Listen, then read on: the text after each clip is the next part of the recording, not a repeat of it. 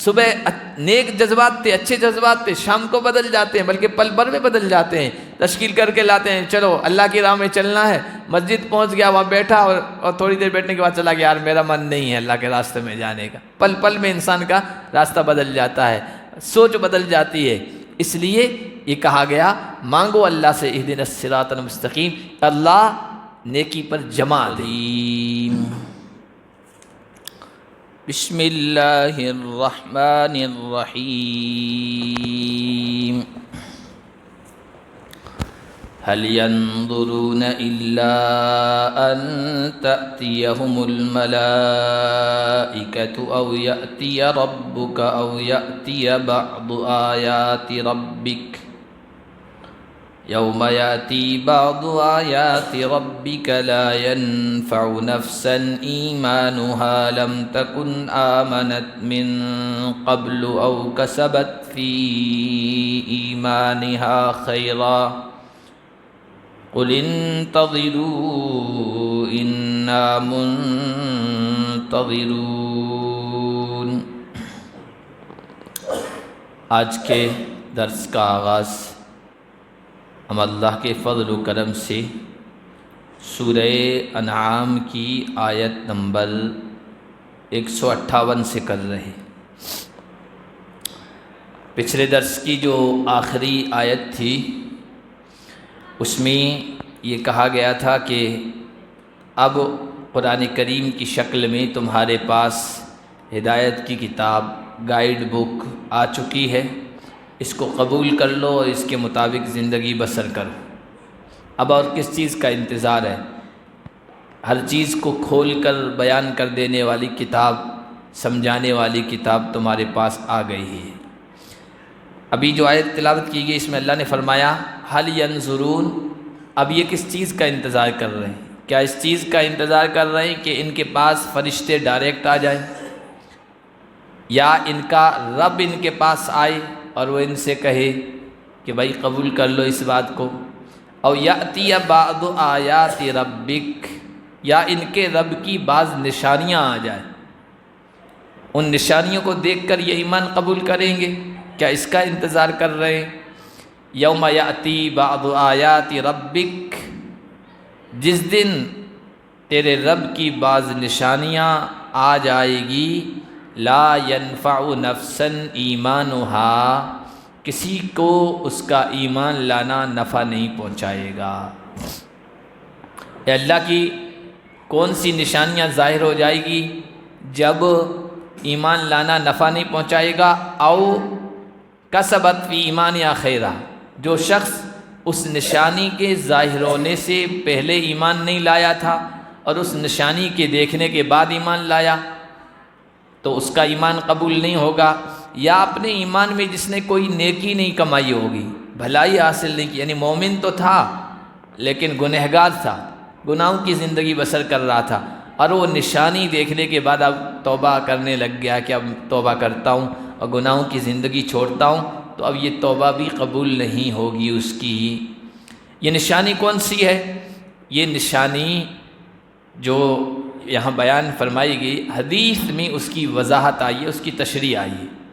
حدیث میں آیا کہ جب سورج مغرب سے طلوع ہوگا، مشرق سے طلوع ہونے کے بجائے مغرب میں جب غروب ہوگا اور پھر وہیں سے طلوع ہوگا، ظاہر ہوتا ہوا دکھے گا، اس کے بعد کسی کا ایمان لانا قبول نہیں ہوگا اور کسی کی توبہ بھی قبول نہیں ہوگی۔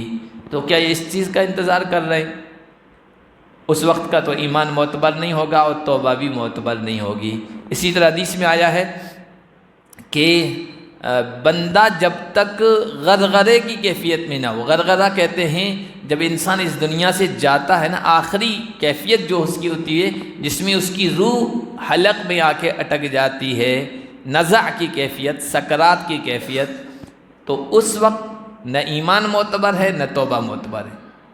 ان اللہ یقبل توبۃ العبد ما لم یغرغر، اللہ بندے کی توبہ قبول کرتا رہتا جب تک کہ غرغرے کی کیفیت نہ ہو۔ وہ کیفیت ہو جاتی ہے پھر توبہ قبول نہیں۔ اب ایسا کیوں؟ غرغرے کی کیفیت کے بعد توبہ قبول نہیں؟ اور وہ جب سورج مغرب سے طلوع ہوگا اس کے بعد توبہ قبول نہیں یا ایمان لانا قبول نہیں. کیوں؟ اس وجہ سے کہ ایمان کا مطلب کیا ہے؟ ایمان بالغیب، الذین یؤمنون بالغیب، جو دیکھی ہوئی چیزیں نہیں ہیں، نظر نہیں آتی ہے، ان کو یقین کرنا، ان کو تسلیم کرنا، ان پر یقین رکھنا، ان پر ایمان لانا، یہ اصل مطلوب ہے، یہ اصل مطالبہ ہے.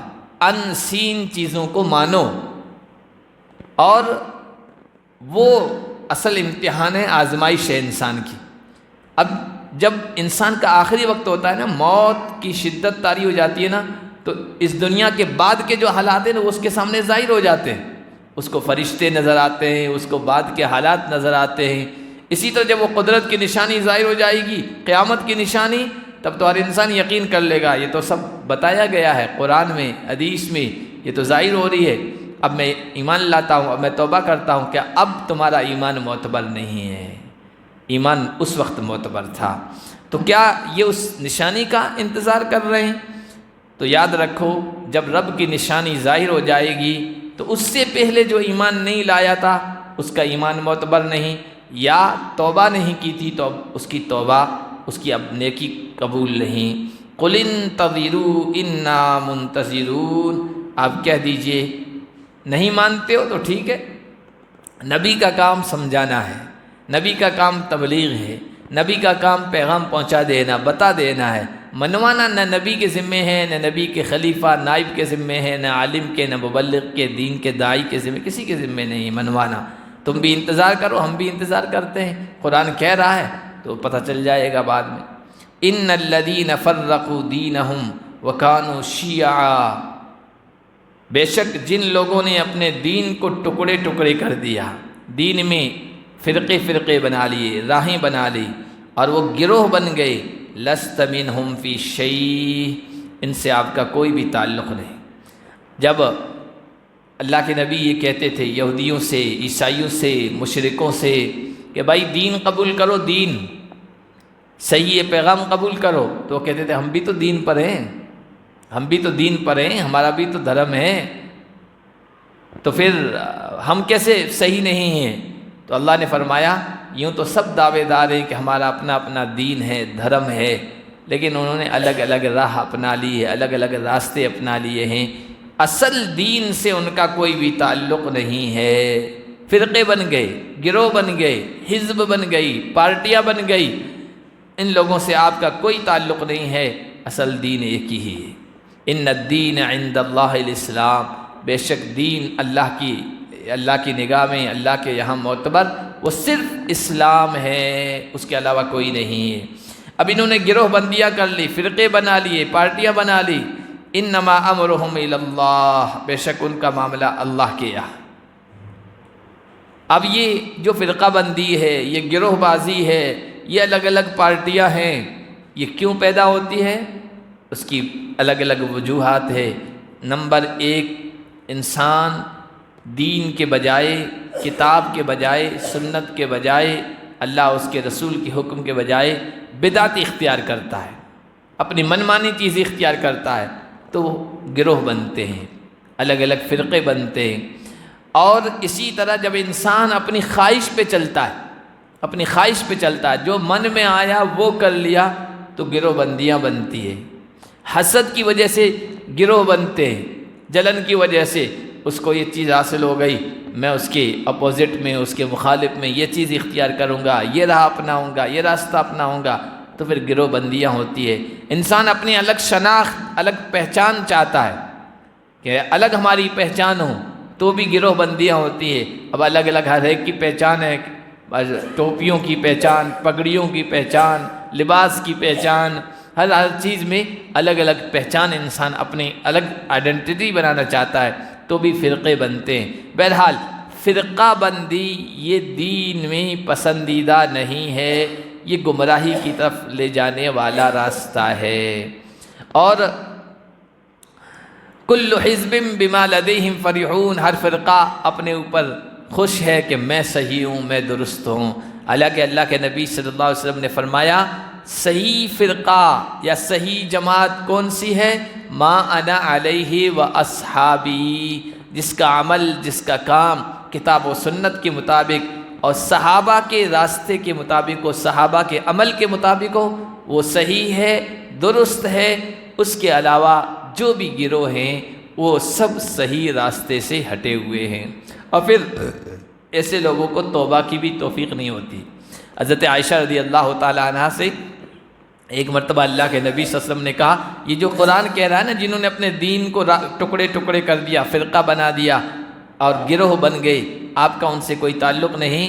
کہا عائشہ اس میں بدعتی بھی ہے، بدعت اختیار کرنے والا اور خواہش کا پرستار، یعنی اپنے من کے مطابق زندگی بسر کرنے والا، اپنی خواہش کے مطابق زندگی بسر کرنا، خواہش کو ہی رب بنا لیا۔ افرأیت من اتخذ الہہ ہواہ، اے نبی آپ نے اس شخص کو دیکھا جس نے اپنی خواہش کو الہ بنا لیا، اپنا رب اور اپنا معبود بنا لیا ہے۔ کہا یہ دو قسم کے لوگ اس میں شامل ہیں، اور کہا کہ عائشہ ہر گنہگار کو توبہ کی توفیق مل جائے گی، لیکن ان دونوں کو توبہ کی توفیق نہیں ملے گی۔ کیوں؟ گناہ کرنے والا گناہ کرتا ہے نا تو گناہ کو گناہ سمجھ کے کرتا ہے، نیکی سمجھ کے نہیں کرتا ہے، اچھا کام سمجھ کے نہیں کرتا ہے۔ شرابی شراب پی رہا ہے، غلط کام کر رہا ہوں میں، زناکار زناکاری کر رہا، بدکاری کر رہا ہے، غلط سمجھتا ہے، اس کو اچھا نہیں سمجھتا ہے، تو کبھی نہ کبھی اس کو توبہ کی توفیق مل جاتی ہے۔ لیکن جو بدعت اختیار کرتے ہیں نا، خواہش پہ چلتے ہیں نا، اہوا پر، ہوا پرستی، تو وہ بدعت کو دین سمجھ کر، خیر سمجھ کر، نیکی سمجھ کر، اچھا سمجھ کر، دین کا کام سمجھ کے کرتے ہیں، اس لیے ان کو توبہ کی توفیق ہی نہیں ملے گی۔ اللہ ہم سب کی حفاظت فرمائے۔ تو فرمایا ان کا معاملہ اللہ کے ذمے ہے۔ اس دنیا میں علمی طور پر اللہ تعالیٰ نے واضح کر دیا ہے قرآن اور سنت کی روشنی میں کہ بھائی یہ چیز غلط ہے، یہ چیز درست ہے، اور آخرت میں ثم ينبئهم بما كانوا يفعلون، عملی طور پر اللہ تعالیٰ ان کو بتا دے گا جو کچھ وہ کیا کرتے تھے، اللہ بتائے گا یہ تم نے غلط کیا تھا۔ من جاء بالحسنۃ فلہ عشر امثالها، جو نیکی لے آئے گا تو اس کو اس کے 10 گنا ملے گا۔ ومن جاء بالسیئۃ، اور جو برائی لے آئے گا تو اس کو نہیں بدلہ دیا جائے گا، الا مثلہا، مگر ایک برائی کا بدلہ، ایک برائی کی سزا، اسی جیسی سزا، اور ان پر ظلم نہیں کیا جائے گا۔ یہ رب کی رحمت، یہ رب کی شفقت، یہ رب کا کرم، یہ رب کی کرم نوازی بیان ہو رہی ہے۔ ہمارا رب جبار و قہار، پکڑنے والا ہی نہیں ہے، بلکہ اس کی صفت رحمت دوسری صفات پر، غضب کی صفت پر، غصے کی صفت پر غالب ہے۔ دیکھیے اس کی کرم نوازی ہے، اس کی مہربانی ہے، کیا اصول بتا دیا۔ نیکی کا ارادہ کیا، حدیث میں آتا ہے، کہا جاتا ہے نیکی لکھ دو۔ نیکی کی نہیں ہے، اچھا کام نہیں کیا، اچھا عمل کیا نہیں ہے، ارادہ کیا ہے، کہا کہ نیکی لکھ دو، اور پھر اس نیکی کو کر لے تو کہا کہ ایک نیکی کی ہے، ایک کام کیا ہے اچھا، تو صرف ایک ثواب نہیں بلکہ 10 لکھو، 10 عمل، 10 گناہ اس کا ثواب لکھو۔ اور یہ بھی 10 پر یہ نہیں ہے، جس کا جتنا زیادہ اخلاص ہوگا، دل صاف ہوگا، رب کو راضی کرنے کا، خوش کرنے کا جذبہ اندر ہوگا نا، پھر اسی اعتبار سے ثواب ہوگا، صرف 10 گناہ نہیں ہے۔ اللہ کی راہ میں خرچ کرنے کے بارے میں کہا کہ 700 گناہ بلکہ 7 لاکھ گناہ یہ بھی آئے ہیں۔ تو یہ انسان کے دل کی کیفیت پر ہے کہ وہ نیکی کرتے ہوئے کیا جذبہ رکھتا ہے۔ لیکن یہ اصول ہے، نیکی کا ارادہ کیا ہے، کی نہیں ہے، نیکی لکھ دو، کر لے 10 گناہ تو لکھو ہی، اور اگر کوئی برائی کرنے کا ارادہ کرتا ہے، فرشتوں سے کہا گیا لکھو مت، اور اگر کرنے کا ارادہ کر لیا، اس کی طرف بڑھ رہا ہے اور اللہ کے خوف اور ڈر سے باز آ گیا ہے، رک گیا ہے، اللہ کے خوف سے باز آ گیا، رک گیا ہے، تو کہا تب بھی نیکی لکھ دو، میرے خوف سے باز آ گیا نا، برائی سے، نیکی لکھ دو۔ اور برائی کرنے جا رہا تھا، اللہ کے خوف سے نہیں رکا ہے، کسی اور رکاوٹ کی وجہ سے، یار کیمرہ لگا ہوا ہے، نہیں میں چوری نہیں کروں گا، کیمرہ لگا ہوا ہے میں غلط کام نہیں کروں گا، یا برائی کرنے جا رہا تھا کسی نے دیکھ لیا اور راستے سے ہی اس نے راستہ بدل لیا، یعنی کسی اور رکاوٹ کی وجہ سے برائی نہیں کر رہا ہے تو کہا کہ نہ نیکی لکھو نہ برائی لکھو، یہ رب کی رحمت نہیں ہے تو اور کیا ہے؟ تو فرمایا جو نیکی لے کے آئے گا 10 گنا اس کے لیے ہے، اور جو برائی لے کے آئے گا اس کو اسی کے برابر سزا دی جائے گی، ظلم نہیں کیا جائے گا۔ اے نبی آپ کہہ دیجئے اننی ہدانی ربی الی صراط مستقیم، بے شک میرے رب نے مجھے سیدھے راستے کی طرف رہنمائی کر دی ہے، مجھے ہدایت دے دی ہے، میری رہنمائی کر دی ہے۔ یہ سیدھا راستہ کیا ہے؟ یہ ہے اسلام کا راستہ، یہ سیدھا راستہ ہے۔ یہ پیچھے آیا نا، فرقوں میں مت بٹو، گروہوں میں مت بٹو، پارٹیوں میں مت بٹو۔ وہ یہ پارٹیاں، گروہ، یہ کیا ہے؟ یہ چھوٹے چھوٹے راستے ہیں، چھوٹی چھوٹی گلیاں ہیں۔ انسان چھوٹی گلیوں میں گھستا ہے نا، چھوٹے راستوں میں تو بھٹک جاتا ہے، گمراہ ہو جاتا ہے، اور ہائی وے پر چلتا ہے تو دھڑام بھاگتا چلا جاتا ہے۔ یہ اسلام ہے، ہائی وے، صراط مستقیم، کتاب و سنت کا راستہ، اس کی طرف اللہ نے میری رہنمائی کر دی ہے۔ اور دیکھو ہدایت دی، ہدایت کا مطلب ہوتا ہے نیکی کا راستہ بتا دینا، ایک یہ بھی ہے۔ ہدایت کا مطلب ہوتا ہے نیکی پر جما دینا، راستہ بتا دیا نیکی کا، اب شروع کر دی لیکن جم نہیں پا رہا ہے انسان، نماز شروع کی لیکن جم نہیں پا رہا ہے، کبھی پڑھ رہا ہے کبھی نہیں پڑھ رہا ہے، اس طرح، یا کوئی دوسرا نیک کام کر رہا ہے، کبھی کر رہا ہے کبھی نہیں کر رہا ہے، لیکن نیکی پر جم جانا یہ بھی ہدایت میں ہے۔ یہ جو ہم ہر نماز میں کہتے ہیں نا اہدنا الصراط المستقیم، اے اللہ صراط مستقیم ہمیں دکھا دے، سیدھا راستہ دکھا دے، تو اللہ نے دکھا تو دیا ہے، اسلام سیدھا راستہ ہے، اللہ نے دکھا دیا ہے، تبھی تو ہم نماز پڑھ رہے ہیں، تبھی تو ہم اس میں پڑھ رہے ہیں اہدنا الصراط المستقیم۔ تو پھر اہدنا الصراط المستقیم کا کیا مطلب؟ حضرت عبداللہ ابن عباس کہتے ہیں اس کا مطلب ہے ثبتنا علی الصراط المستقیم، اے اللہ سیدھا راستہ دکھا تو دیا ہے لیکن اس پر جما دے، اس لیے کہ کچھ انسان کا بھروسہ نہیں، انسان کے جذبات، انسان کے خیالات، انسان کی سوچیں، انسان کی فکر پل پل میں بدلتے رہتے ہیں، اور آج کا زمانہ تو فتنوں کا زمانہ ہے، انسان کے خیال کیا سے کیا ہو جاتے ہیں، صبح پکا سچا مومن تھا شام کو کافر ہو جاتا ہے، شام کو کافر تھا صبح کچھ اور ہو جاتا ہے، صبح نیک جذبات تھے، اچھے جذبات تھے، شام کو بدل جاتے ہیں، بلکہ پل بھر میں بدل جاتے ہیں، تشکیل کر کے لاتے ہیں چلو اللہ کی راہ میں چلنا ہے، مسجد پہنچ گیا وہاں بیٹھا اور تھوڑی دیر بیٹھنے کے بعد چلا گیا، یار میرا من نہیں ہے اللہ کے راستے میں جانے کا، پل پل میں انسان کا راستہ بدل جاتا ہے، سوچ بدل جاتی ہے۔ اس لیے یہ کہا گیا مانگو اللہ سے اہدنا الصراط المستقیم، اللہ نیکی پر جما دے اس پر۔ تو دیناً قیما، سیدھا دین ہے، یہ مضبوط دین ہے، ملت ابراہیم، ابراہیم کا راستہ ہے، حنیفہ، بالکل جو یکسو ہو جانے والے تھے، سب سے کٹ کر اللہ کی طرف متوجہ ہونے والے ابراہیم کا یہ راستہ ہے، یہ اسلام کا راستہ، یہ توحید کا راستہ، اس کی اللہ نے مجھے توفیق دے دی ہے۔ اور وما کان من المشرکین، وہ کہتے تھے نا ہم بھی تو دھرم پر ہیں، ایسا تو تھے ادھرمی تھوڑی ہے، مشرک یہ کہتے تھے، تم ہمیں اسلام کی طرف بلا رہے ہو، دھرم کی طرف، دین کی طرف، ہم ادھرمی تھوڑی ہیں، ہمارا بھی تو دین ہے، ہمارا بھی تو دھرم ہے، اور دعویٰ کرتے تھے ہم بھی ابراہیمی ہیں، آج بھی۔ آج ایک آپ لوگوں نے سنا ہوگا سیاست میں کہ یہ جو ہے نا عرب ممالک ہیں، خاص طور پر سعودیہ وغیرہ اور متحدہ عرب امارات، یہ کہتے ہیں ابراہیمی دین کے اعتبار سے ہم ایک ہو جائیں۔ ابراہیمی دین کے اعتبار سے ایک ہو جانے کا مطلب ہے کہ یہودیوں کو مان لیں، اسرائیل کو بھی تسلیم کر لیں، کیوں لڑیں ان سے، کیوں جھگڑیں، ان کو چھوڑ دیں، ان کو رہنے دیں۔ یہ مطلب ان کا غلط مطلب ہے اس کا، کیونکہ کہنے کا مقصد یہ ہے کہ یہودی بھی ابراہیم کو مانتے ہیں، عیسائی بھی ابراہیم کو مانتے ہیں، ہم بھی ابراہیم کو مانتے ہیں، تو سب کو تسلیم کر لو، سب ٹھیک ہے۔ یہ آج کل سوچ ہو گئی ہے لوگوں کی، تو سب تو ٹھیک نہیں ہو سکتے بھائی۔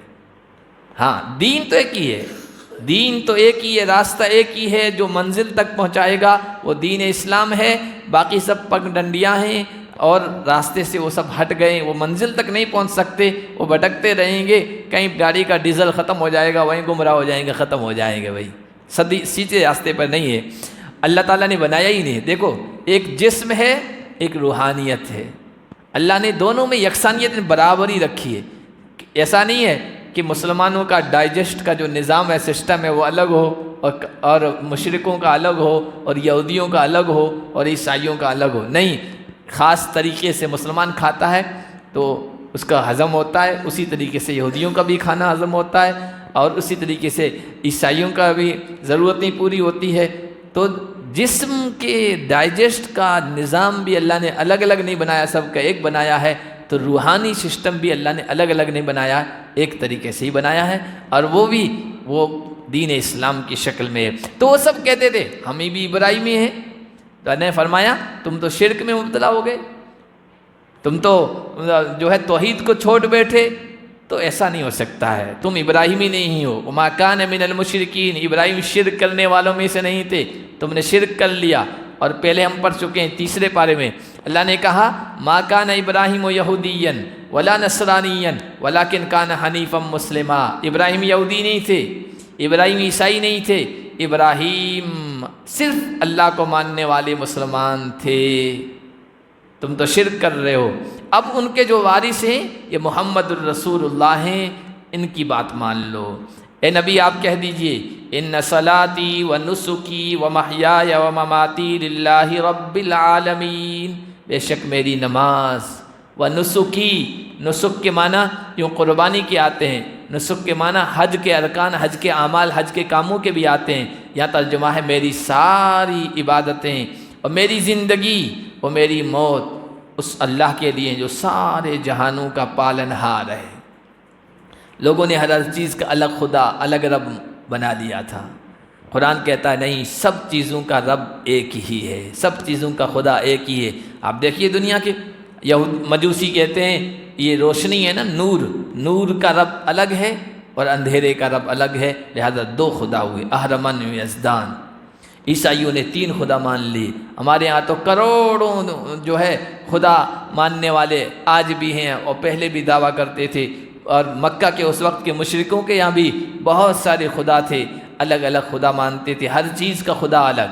اب ابھی بھی ہے نا ایسا ہے کہ جیسے ڈپارٹمنٹ تقسیم کیے ہوئے ہیں، اولاد مانگنا ہے تو فلاں سے، اور جو ہے علم مانگنا ہے، گیان مانگنا ہے تو سرسوتی کی وندنا کرو، دولت تو ہے تو لکشمی کی پوجا کرو، اور فلاں کرنا ہے تو فلاں کی پوجا کرو، فلاں مانگنا ہے تو فلاں کی پوجا کرو۔ یہ کیا ہے؟ یہ الگ الگ خدا اور شعبے بٹے ہوئے، ڈپارٹمنٹ بٹے ہوئے ہیں، کیا کہنے رب العالمین، سب کا رب ایک ہی ہے، میں اس کی عبادت کرتا ہوں اور میری ہر چیز اس کے لیے، لا شریک لہ، اس کا کوئی شریک نہیں، پارٹنر نہیں ہے۔ وَبِذَلِكَ أُمِرْتُ، مجھے اسی کا حکم دیا گیا ہے، وَأَنَا أَوَّلُ الْمُسْلِمِينَ، اور میں سب سے پہلا مسلمان ہوں، سب سے پہلا فرما بردار ہوں۔ ظاہر سی بات ہے نبی جو ہوتا ہے، جو کتاب جو پیغام دے کر اللہ کی طرف بھیجا جاتا ہے نا، تو سب سے پہلے وہ اس کو ایکسیپٹ کرتا ہے، اس کو قبول کرتا ہے، اس اعتبار سے وہ سب سے پہلا مسلمان ہوتا ہے۔ اللہ کے نبی جب یہ توحید کی دعوت دیتے تھے تو مشرکین اس کو قبول نہیں کرتے تھے، مشرک کہتے تھے ارے یار یہ سب باتیں چھوڑو، ہماری بھی ان کو بھی مان لو، ہمارے رب کی بھی مان لو، ہم کو یہ بھی کر لو، ہے نا، زمزم بھی پی لو، گنگا کا اشنان بھی کر لو، وہ بھی راضی یہ بھی راضی، ادھر آؤ، کٹر مت بنو، ایک پرستار مت بنو۔ اس وقت بھی نبی سے اور نبی کے ماننے والوں سے مطالبہ تھا، آج بھی مشرکوں کا وہی مطالبہ اہل ایمان سے، یار یہ بھی کر لو وہ بھی کر لو، کیا فرق پڑتا ہے اللہ کے نبی۔ اور اگر دیکھو تم کہتے ہو سزا ہوگی، اللہ کی پکڑ ہوگی، تو اس کے ذمہ دار ہم ہیں، ہم بوجھ اٹھا لیں گے۔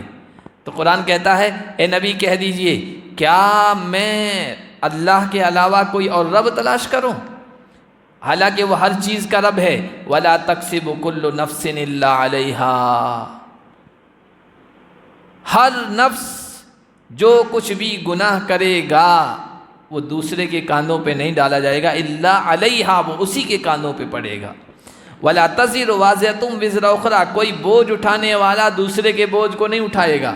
20ویں پارے میں آئے گا کافر کہتے تھے للذین آمنوا اتبعوا سبیلنا ولنحمل خطایاکم، بھائی ہمارا راستہ اپنا لو، ہمارا دھرم بھی مان لو، یہ بھی کر لو، پوجا کر لو، اور تم کہتے ہو سزا ہوگی تو ہم تمہارے بوجھ کے ذمہ دار اٹھا رہے ہیں، تمہاری یہ خطائیں، تمہاری شرک کا بوجھ ہم اٹھا لیں گے، تمہیں سزا نہیں ہونے دیں گے۔ اللہ نے کہا نہیں، کوئی بوجھ اٹھانے والا یعنی کوئی گناہ کرنے والا دوسرے کی گناہ کو نہیں اٹھائے گا اور اس کی سزا برداشت نہیں کرے گا، ہر ایک اپنے کیے کا ذمہ دار ہوگا۔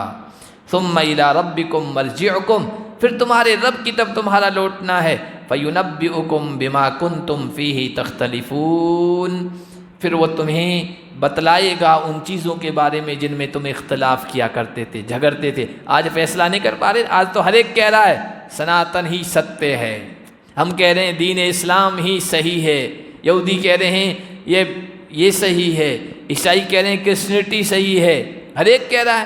تو اللہ تعالیٰ کہہ رہے ہیں یہاں تو بھائی قرآن اور سنت تمہارے سامنے ہے، اس پر پرکھ لو، کوئی عمل، کوئی عقیدہ، اور قیامت کے دن تو میں خود ہی فیصلہ کر دوں گا۔ یہاں فیصلہ نہیں کر رہا ہوں، یہاں تو معیار بتا دیا ہے، اس کی روشنی میں دیکھ لو، اگر صحیح راستہ اپنا لو تو ٹھیک ہے، تمہارا امتحان ہے، یہاں ایگزام چل رہا ہے، فیل ہوتے ہو پاس ہوتے ہو رزلٹ وہاں میں بتاؤں گا۔ وَهُوَ الَّذِي جَعَلَكُمْ خَلَائِفَ الْأَرْضِ، اور اللہ وہ ہے جس نے تمہیں زمین کا خلیفہ بنایا ہے۔ خلیفہ کسے کہتے ہیں؟ ایک کے بعد دوسری آنے والی جو چیز ہوتی ہے نا، جب باپ تو اس کا خلیفہ بیٹا ہوتا ہے، جانشین، نائب، جو اس کا کام سنبھالتا ہے، ذمہ داری سنبھالتی ہے۔ تو انسانوں کو زمین کا خلیفہ کیسے بنایا؟ یوں دیکھیں تو ہر جانے والا اس کے بعد آنے والا جو ہے، جیسے دادا تھا باپ اس کا خلیفہ، پوتا جو ہے بیٹے کا خلیفہ، اس طرح ہر آنے والا بعد جو ہے بعد والا خلیفہ ہوتا ہے۔ انسان اس دھرتی پہ خلیفہ ہے، کیونکہ انسانوں سے پہلے یہاں جنات آباد تھے، جنات و شیاطین انسانوں سے پہلے تھے، تو اس کے بعد انسان کو پیدا کیا گیا، پھر اس زمین کا اختیار، اقتدار، حکومت انسانوں کے حوالے کی گئی۔ تو اللہ نے تمہیں خلیفہ بنایا ہے، وَرَفَعَ بَعْضَكُمْ فَوْقَ بَعْضٍ دَرَجَاتٍ، اور تم میں سے بعض کو بعض پر درجات کے اعتبار سے فوقیت دی، سب کو یکساں نہیں بنایا، ایک جیسا نہیں بنایا ہے۔ اللہ چاہتا، اللہ کی قدرت تھی، سب کو ایک جیسا بنا دیتا، سب کو خوبصورت بناتا، کسی کو کالا نہیں بناتا، بدصورت یا رنگ میں فرق نہیں ڈالتا۔ اللہ چاہتا سب کو مالدار بنا دے گا، کسی کو فقیر نہیں بناتا۔ اللہ چاہتا سب کو امیر بنا دیتا، تنگ دست نہیں بناتا۔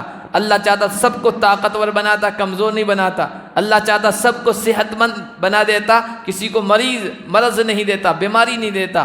اللہ چاہتا سب کو ذہین بنا دیتا، کند ذہن نہیں بناتا۔ یہ اللہ کی قدرت میں تھی، لیکن اللہ نے یہ درجے رکھے ہیں، کوئی بہت زیادہ سمجھدار ہے، کوئی کم سمجھدار ہے، کوئی بہت زیادہ مالدار ہے، کسی کے پاس کم مال ہے۔ یہ درجے رکھے، کیٹیگریاں بنائے، کیوں؟ لِيَبْلُوَكُمْ فِي مَا آتَاكُمْ، تاکہ وہ آزمائے اس چیز میں جو اللہ نے تمہیں دی ہے۔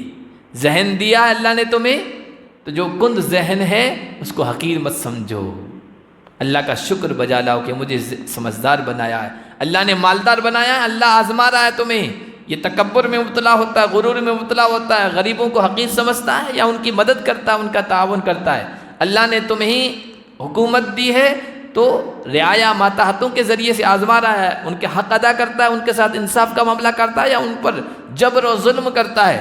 ہر ایک اللہ ایک دوسرے کے ذریعے سے آزما رہا ہے، امیر کو غریب کے ذریعے سے، غریب کو امیر کے ذریعے سے۔ امیر غریب کا حق ادا کر رہا ہے یا نہیں، یا اس پر ظلم کر رہا ہے، اور غریب کو بھی آزما رہا ہے امیر کے ذریعے سے، اس کو دیکھ کر حسد جلن میں مبتلا ہوتا ہے، یا یہ کہ اللہ نے جس کو جیسا بنایا ہے اس پر وہ کہتا ہے یہ اللہ کی تقسیم ہے، میں کیوں اس سے جلوں، میں کیوں حسد کروں۔ تو ہر انسان اس دنیا میں آزمائش میں ہے، اور حالات جو ہے نا، کوئی اوپر ہے، کوئی نیچے ہے، کوئی حاکم ہے، کوئی محکوم ہے، کوئی طاقتور ہے، کوئی کمزور ہے، کوئی بیمار ہے، کوئی تندرست، اللہ یہ سب آزما رہے ہیں۔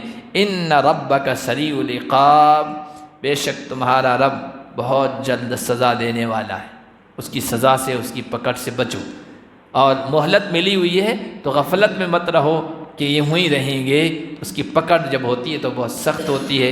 وَإِنَّهُ لَغَفُورٌ الرحیم، اور بے شک وہ بخشنے والا بھی ہے، رحم کرنے والا بھی ہے۔ سری پکڑ کی جب بتائی تو اللہ کی ایک صفت بیان کی کہ وہ پکڑ کرنے والا ہے جلدی، لیکن جب رحمت کی بات آئی تو کہا بخشنے والا بھی ہے، رحم کرنے والا بھی ہے۔ اس کی رحمت، اس کی بخشش بہرحال غالب ہے۔ اللہ نے جو تمہیں دیا ہے تو اس پر اللہ کا شکر ادا کرو، اور اللہ کا بھی حق ادا کرو، بندوں کا بھی حق ادا کرو۔ الحمدللہ یہ سورۃ الانعام جو ہے یہ مکمل ہو گئی ہے۔